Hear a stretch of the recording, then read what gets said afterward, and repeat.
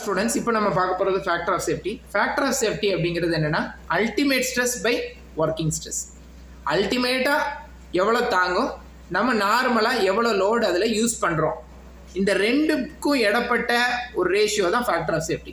Say for an example, ultimate stress of ஒரு சேருக்கு வந்து அல்டிமேட் ஸ்ட்ரெஸ் வந்து அல்டிமேட்டாக கடைசி கட்டம் வரைக்கும், அது உடையிறதுக்கு முன்னாடி வரைக்கும் பார்த்தீங்கன்னா அது 200 kN/mm² வரைக்கும் தாங்கும்.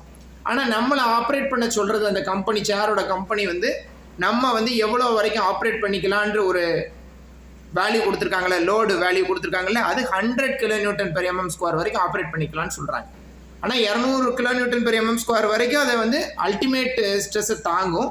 ஆனால் நம்மளை வந்து அவங்க என்ன சொல்கிறாங்க, 100 kN/mm² வரைக்கும் ஆப்ரேட் பண்ணிக்கலான்னு கொடுத்துருக்குறாங்க. அப்படின்னா இந்த ரெண்டையும் டிவைட் பண்ணோம்னா அல்டிமேட் எவ்வளவு, நம்ம ஆப்ரேட் பண்ணக்கூடிய ஒர்க்கிங் ஸ்ட்ரெஸ் எவ்வளவு, ultimate stress divided by working stress போட்டோம்னா நமக்கு வரக்கூடிய ஒரு நம்பர் இருக்கு இல்லையா, அதான் என்னன்னு கேட்டிங்கன்னா ஃபேக்டர் ஆஃப் சேஃப்டி.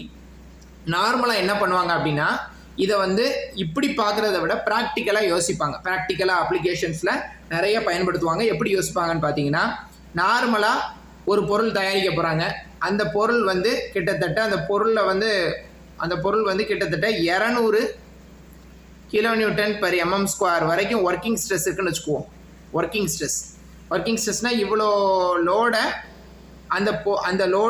இவ்வளோ லோடு வந்து அந்த பொருள் தாங்க வேண்டியது இருக்குது. அப்படிங்கிற பட்சத்தில் ஒரு பொருள் அந்த பொருளுக்கு மேலே 200 kN/mm² வரைக்கும் லோடு வந்து ஆக்ட் ஆகணும் அப்படிங்கிற மாதிரி இருந்துச்சு அப்படின்னா எல்லாம் என்ன பண்ணுவாங்க, ஒர்க்கிங் ஸ்ட்ரெஸ் கொடுத்துருக்குறாங்க அப்படின்னா கம்பெனி என்ன பண்ணுவாங்க அப்படின்னா அதுக்கு வந்து என்ன பண்ணுவாங்கன்னா அதுக்கு 2 மடங்கு அல்லது 3 மடங்கு 2 மடங்கு அல்லது 3 மடங்குல லோடு ஆக்ட் ஆச்சுன்னா எப்படி இருக்குங்கிற மாதிரி ஒரு பொருள் தயாரிச்சா அதுக்கு பேர் தான் ஃபேக்டர் ஆஃப் சேஃப்டி. இப்போ எக்ஸாம்பிளுக்கு × 2 அப்படி போட்டிங்கன்னா, ஸோ 400 kN/mm² வரைக்கும் ultimate tensile strength, ultimate stress தாங்கும்.